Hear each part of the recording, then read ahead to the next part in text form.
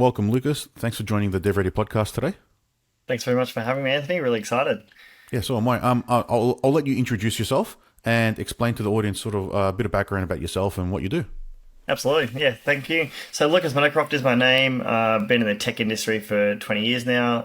IT support essentially was my original foundation from the tech industry, and pivoted along that journey. So 10 years ago, we started CROFTI, really heavily focused on innovation consulting, helping businesses to not just like from an IT support perspective, very much a reactive, fix a problem now scenario where innovation is all about thinking about the future.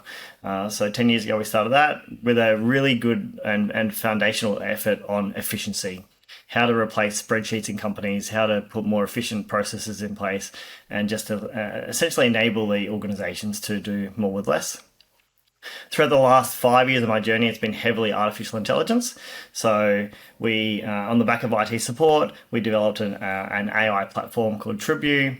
We launched that in the US. We raised capital from VC in the US, and essentially we built a AI tech platform for MSPs, for IT support companies. But that hasn't, we haven't found product market fit with that. So happy to dive in that conversation. And I've more recently, in the last couple of years, I've also invested into and become a co-founder of Run With, which is a running sports application for running clubs and runners, and Pivot Sports, which is a racket sport booking application, essentially for squash, pickleball, and so forth. Yeah, quite a few different things there. A few different hats, yes. Out of all those hats, what's your favorite at the moment? I'll start with that. That's too hard to ask, to be honest, I think, because like you swing around in so many different areas. I love outcomes, so I love seeing the outcomes for any of the projects we work on. So if I put my CROFTI hat on and the projects we're working on, it's around the outcome for the organization. They see the efficiency gain, they see that we can automate their inbox, or we can automate their service delivery or service reporting, and it's that light bulb moment once you get to the end of the project and they go, yeah, okay, now I understand what automation's about. Yeah. That I love that the mindset of the person after they've gone through the journey. From a running perspective, I'm a passionate runner. That's why I decided to, put my hand up and say, yes, I'll go all in on this and spend the thousands of hours developing an application that hadn't been done before in the industry. And so we only just launched essentially 1 to 2 months ago. So It's very new in the journey. And so now it's about knocking on doors and opening up the enterprise world and opening up the running communities. So I'm excited about what that journey will hold over the next couple of years. Yep. And then from Pivot Sports perspective, we're literally launching this weekend with Squash Australia down in Sydney, the Australian Open event. So it's super exciting. We're bringing on 540 squash clubs over the next 3 to 4 months. It's all happening at the same time. Exciting time. So it's a hard decision or a hard question to ask. Yep. What's keeping me up at night right now as Trippy is we just haven't found product market fit.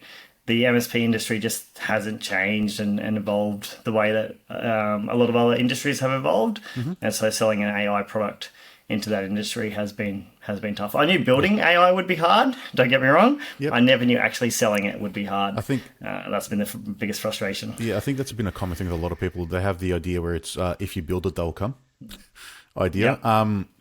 So just touching on a couple of those. So you've got the Pivot Sports. What is that servicing? I'll just try to get a little lay of the land across all of them. Yeah, absolutely. So Pivot Sports, we've essentially solved the booking process for players. So in the sporting industry, and this is across all associations around the world, what was solved initially was the management of the club, the management of the association. What hasn't solved, and no one put any insights into this, was the actual player experience. And so that's what we've focused on the last 18 months, building this our mobile application. So you can download Pivot Sports from Apple Store or Google Play. And as a player, someone who loves playing squash, someone who loves playing pickleball, and over the next 4 months there'll be all sorts of sports. We're in conversation with tennis and netball and soccer and swimming and essentially all sports. Yep. It allows the player to not just book, but also connect with a local community, find another player to go and play with, and have that community connection all via a mobile application.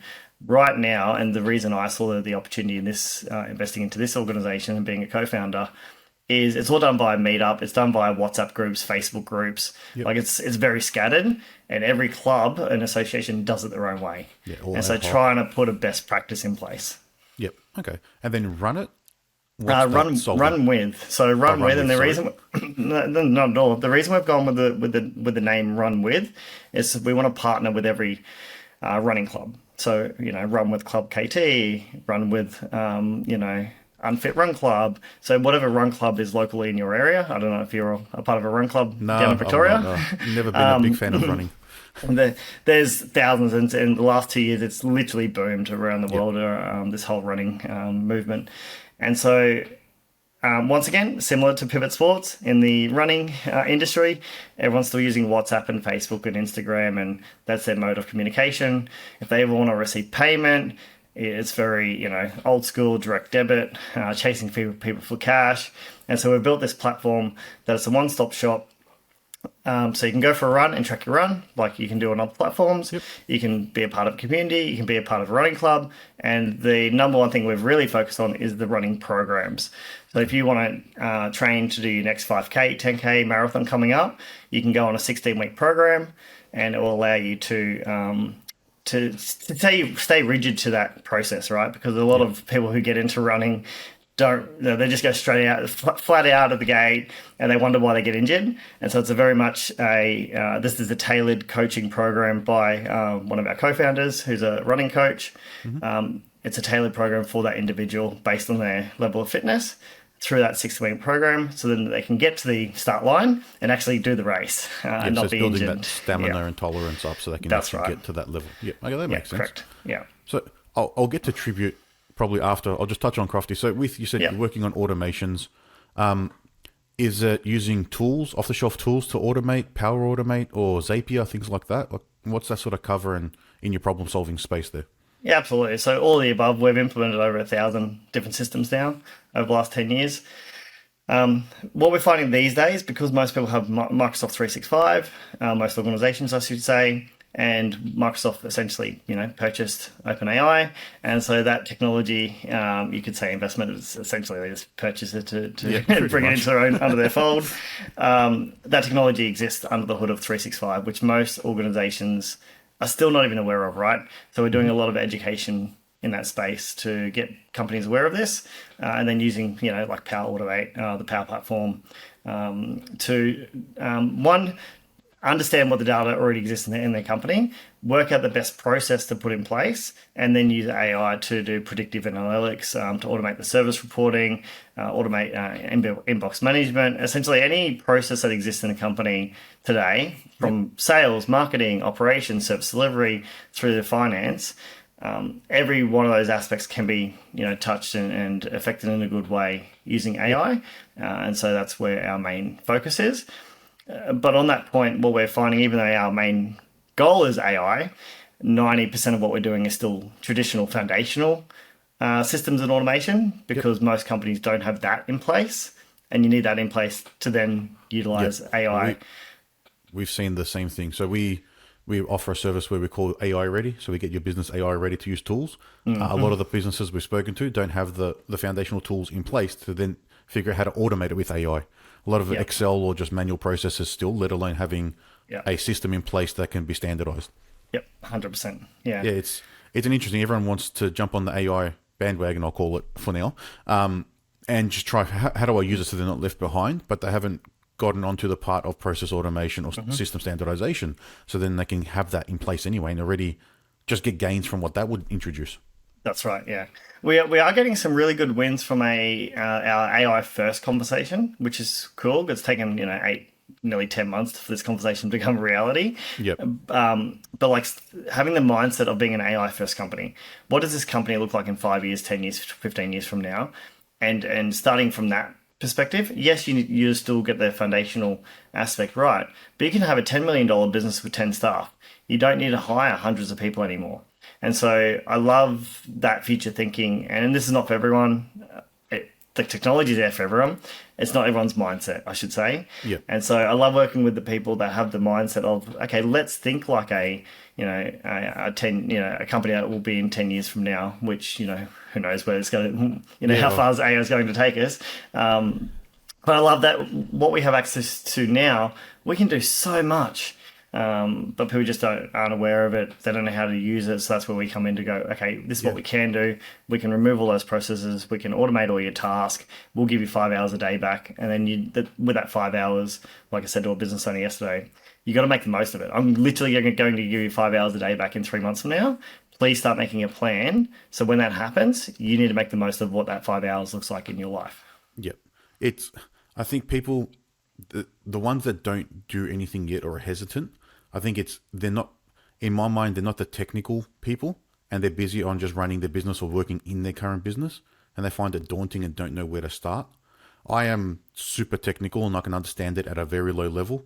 But even I struggle to keep up with how much changes and things that are happening. And I can imagine you're probably in a very similar boat. Yeah. So essentially, how do you keep up with the demand? So the great thing is that we have been in AI for 5 years now. We were on this journey before the ability of, say, OpenAI, ChatGPT, even came into play. And so we've already dove into all the, let's call it the infrastructure, the back end operations of what is possible with AI.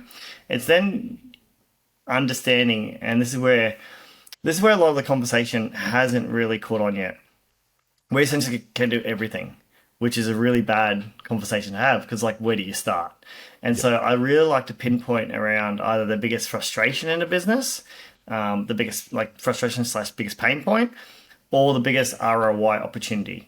You know, if we were to remove these processes from your organization, what would that allow the company to do? Or what would that allow the owner or the C-level suite to be able to do? You know, does that mean they can then go and expand, go into other states, go into other countries? What does that free up your mind?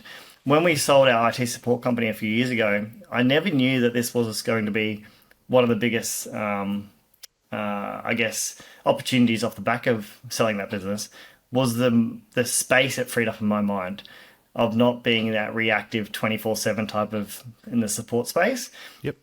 And that's what I explain to our clients is you'll get so much more free space in your mind. You don't realize the opportunities that will open up. And so you need to be ready for that. Yeah. So it allows you to think. There's like less baggage. Yeah. less 100%. Reactive worry. Yeah. Yeah. My experience with how we've integrated AI and what we've been building with it and the tools that we've developed in-house to make our day-to-day operations faster. The best term I've come up with, and people seem to laugh at it, but it's I have less brain damage at the end of the day. There's less of that mental fatigue. I like the term brain damage. Yeah. probably dates my age a bit, the way I'm talking there. But yeah, there's less mental fatigue. You've got less mental load. You're not thinking 24/7 about problems, because you can just accelerate through things. You've got that first draft of everything that you can jump off. Absolutely, yeah. Absolutely. And then, so with Tribute is what you called it, I think it was, or is it Tribune? Tribu, TRIBU. Yep. So with Tribute, you mentioned, you started that 5 years ago. So that was before the GPT hype train took off in 2023 at the end of the year. 2022, sorry, in November. Yep. Yeah. So you're in what I call real AI. So you'll be doing data algorithms, machine learning, big data, that sort of space, not just utilizing LLMs to get ahead. Yeah, that's right. We're not just doing a plugin, a ChatGPT plugin, which a lot of the 10,000 AI tech startups that started in the last 12 months, essentially, they're just an overlay of ChatGPT. Yeah, they're a very simple which I'm all for. Like if they're solving a problem, they're making money from it, then that's amazing. Pros and cons, right, Anthony, is that yes, we went all in on AI. We got data scientists. We built our own models. Amazing. We were able to get 96.4% accuracy on solving the triage scenario inside IT support. So it took us like 3 years of development. It wasn't an overnight scenario. Of course. So that was an amazing journey to go through and to learn from literally grassroots, from the ground up, to build your own models that way. But it's superseded these days. Like you can go and off the shelf and build a model. Might still take you 6 months to build that model exactly what you're trying to achieve. But the technology has scaled so fast, so quickly in the last 5 years. So we definitely were ahead of the game. As I said, we raised capital from investors in the US, and we launched a US company. So that was a part I think I loved the most about that journey. Obviously, I'm not the AI expert. Dean, my co-founder, is the AI expert. He was all things, head down, learning all the different when I say learning, there was no documentation. So you're literally learning from the ground up. It's not like you're literally making it up as you go. Yeah. But he loves experimenting, so that was fun. From my perspective, I just love if I reflect now, I love the journey of having the conversation. It's hard for people to understand this now, but this is pre-ChatGPT. So when you're trying to explain AI to people, to everyday humans, to investors, everyone just looks at you blankly. Yep. Like it's such a different conversation. When November hit in ChatGPT was released, I was like, oh, the overwhelmed was just like off my shoulder going, I can now have a conversation with people.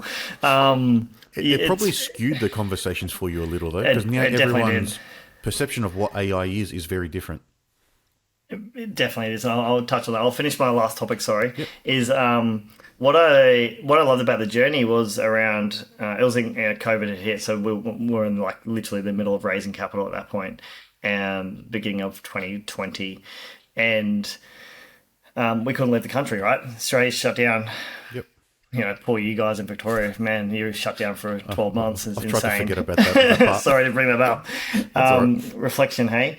And so I did all my raising capital and met with 1,500 investors over that, 8-12 month period, all online, all on Zoom, all on Teams. Never met any investor face to face. So that was an interesting experience in itself. But that journey, just going through the journey of a tech startup and raising capital and being in front of these amazing humans that you meet all around the world, it's invaluable. Yeah, that's really probably eye-opening, because you're talking to, like, if you mentioned they're 1,500, they've all got a different opinion on tech and how they see it, how they actually understand what you're doing. I can only imagine you've probably got 1,500 revisions of a pitch deck. After every conversation you had, there's a change, there's a tweak, there's another direction, all right. And then are you probably doing research? All right, their portfolio looks like this, they've got this spin, so let's just tweak it a little bit and make it look like it's more aligned to what they're interested in. It's ever evolving. Oh, absolutely. And if I went back to my original pitch deck, to what I have now is completely chalk and cheese. Yep. But you have to get so damn good that you need to sell yourself, sell your dream, sell your team, and sell the future within 3 minutes. Yep. Like that's the maximum time you get, right? So you have to get epically good at that process. Yep. And now, so in going through that process and what you've understood in your final pitch, that where you actually got the funding and they said, yeah, let's go ahead with it. You mentioned earlier you don't have product market fit. So from my assumption, without knowing what's happened, you had that support business, you sold it, you knew there was a problem in trying to triage tickets. You just built a model which would take in all your previous tickets and then say, all right, this was the resolution. Your model is not what people probably listening are assuming. It's not a language model. It'll be a data model where put in this kind of support request, and this is the path to try and figure out what the solution is. Here you go, Anthony. Why can't you be all our customers? And so we have customers using our platform. You know, we multiple countries around the world, not just Australia. And the customers that are using it absolutely love it. Like they can. It went down at Christmas last year, so a few months ago, because the SSL certificate never auto renewed. Typical demo, dev gods. Yeah, it's hate those ones. So I was only down for 2 hours. 2 hours max. That's all I was down for, because I was on a cruise, so I didn't have any reception, but Dean was able to get onto it and solve it within a few hours once we realised. But we had emails coming in from customers in our support queue going, oh, what's happened with Trippy? Are you guys still going? Is it down? What's happening? And then the response that we got once we told them, obviously they laughed because they were in the tech game. But they just love it, right? They love our platform because we essentially are solving that triage point. So we have some MSPs that had 6 staff in that triage and then now have 0, because we've automated the entire triage process from when a ticket comes in all the way through to assigning it to the right tech. Where we haven't found product market fit, and I'll talk about the investor side, and this is the lessons learned. I'm not sure if this is what you want your audience to listen to or not. But anything's useful.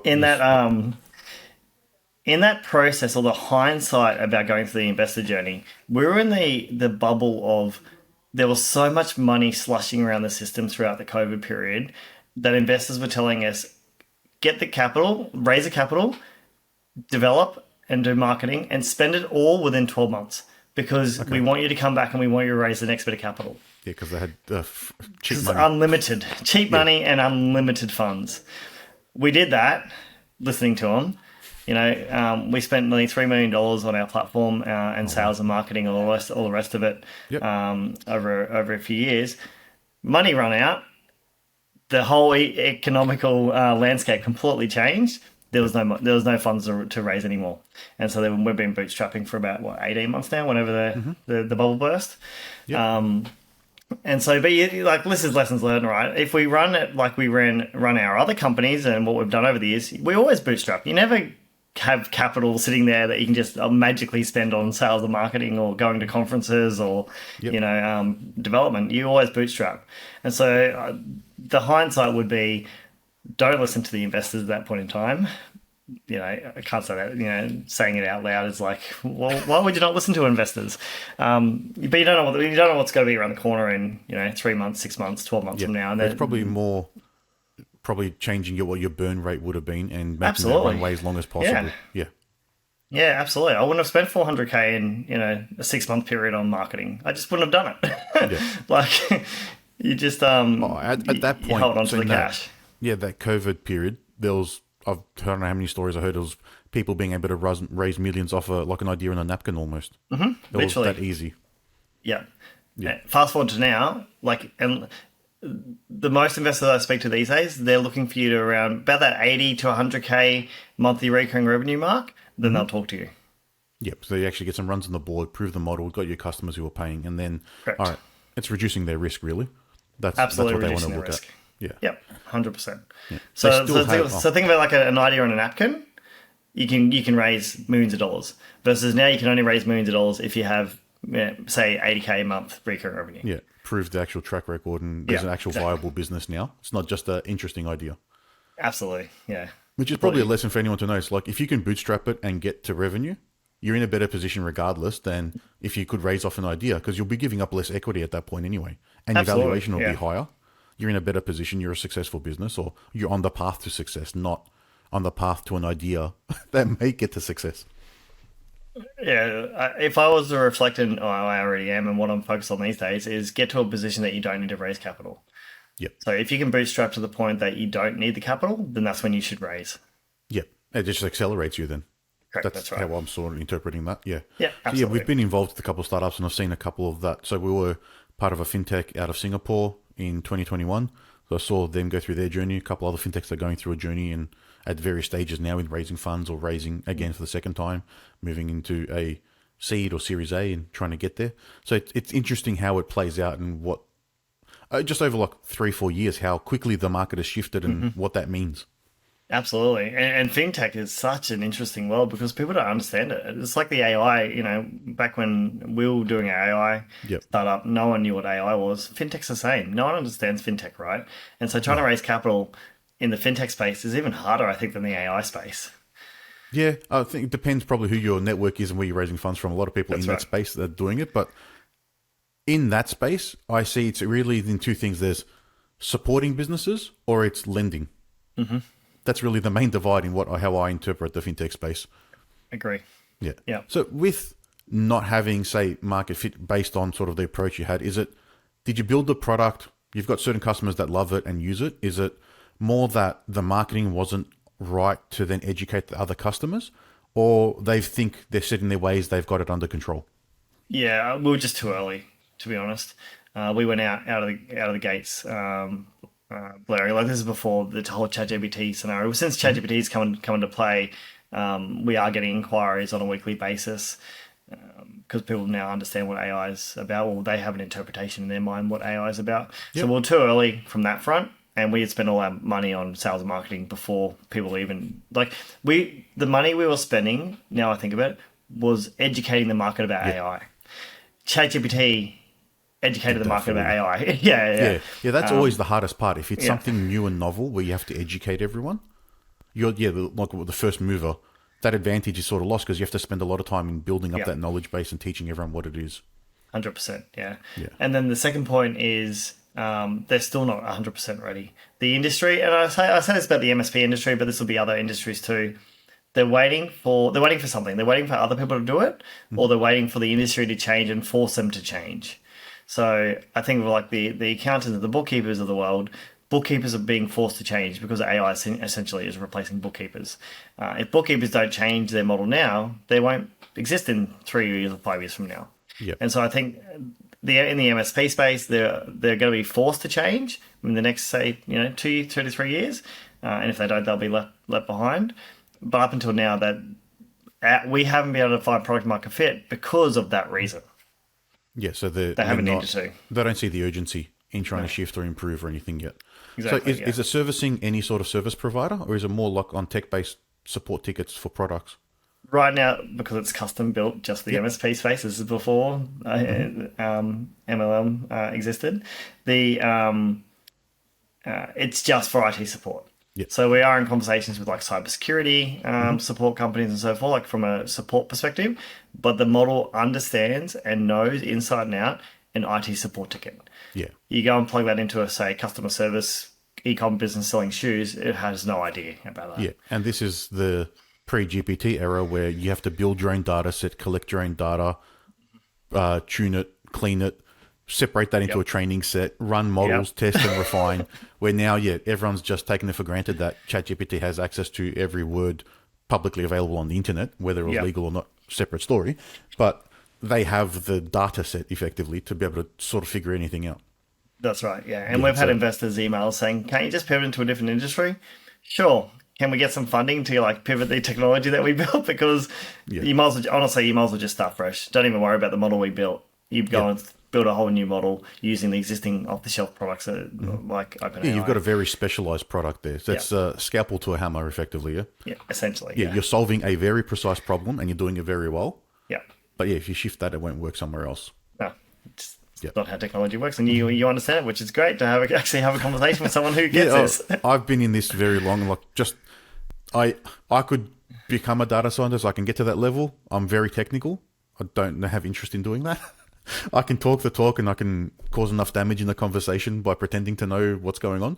But I am very technical and can drive along that. But we've been a lot more in the LLM since ChatGPT and that AI space, not developing models. Like we've pitched projects where it's more about image recognition and object recognition, which again, now has become so commoditized. It's very easy to upload a picture to ChatGPT or via an API and tell me what's in the image. We're trying to train models for that. The problem was always to the customer, can you get enough data samples to train an accurate model? They're like, how many images do we need? You start with 200 and see what happens, but you're going to need thousands. Yeah. It's always a problem is the data collection. I remember our first one when we got the first data scientist on board, and he's like, "Oh, can I have 50,000 records?" And we're like, "What do you mean you want 50,000 records? Like, that's a lot of records and clean data as well, not just like unstructured, not clean data. Like he wanted 50,000 clean data records."